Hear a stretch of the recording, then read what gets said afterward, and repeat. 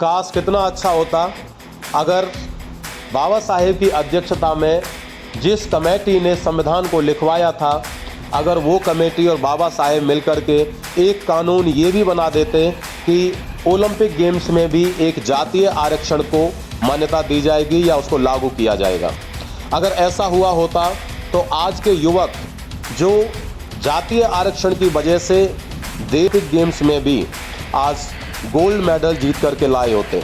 मनु भाकर ने तो सिर्फ एक ही ओलंपिक गेम्स में 2 कांस्य पदक। मनु भाकर कौन है ये मनु भाकर? मनु भाकर का जन्म 18 फरवरी सन 2002 में हरियाणा स्टेट के झज्जर जिले के गौरैया नाम के गांव में एक जाट परिवार में हुआ था। प्राउड टू बी ए जाट। मनु भाकर की हाइट 168 सेंटीमीटर है और उनका वजन है 60 किलोग्राम और इनका खेल है निशानेबाजी। मात्र 22 साल की जाट कम्युनिटी में जन्मी इस लड़की ने भारत का एक ऐसा इतिहास रच दिया है जिसे तोड़ना मुश्किल ही नहीं, भविष्य में नामुमकिन होगा।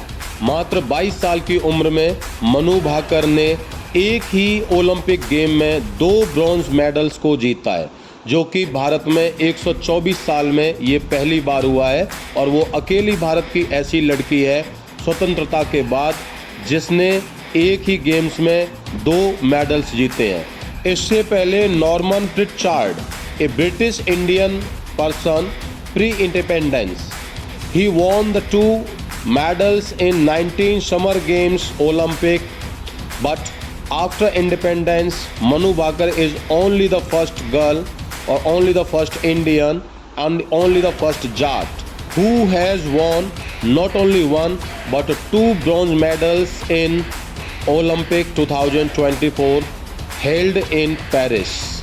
Manu Bhaker is the first Indian woman in 20 years since Suma Sirur at the 2004 games in Athens to enter an Olympic shooting final. Manu Bhaker is first Indian to win Olympic medals in both individual and in team events, and she is first Indian shooting pair Manu and Sarabjot Singh to win a team medal in Olympics. She is first Indian shooter to win 2 Olympic medals, and she is first Indian to win 2 medals in the same editions of the Olympic Games, and she is first Indian to win an Olympic medal in air pool, and she is first Indian to win Olympic medals in both individual and team events. We are proud of you, dear daughter, and not only we are proud but our Jat community and our country is also proud of you. Hope you will bring the fair name of your parents, of your country and of your Jat community in future, and you will keep earning more medals in future.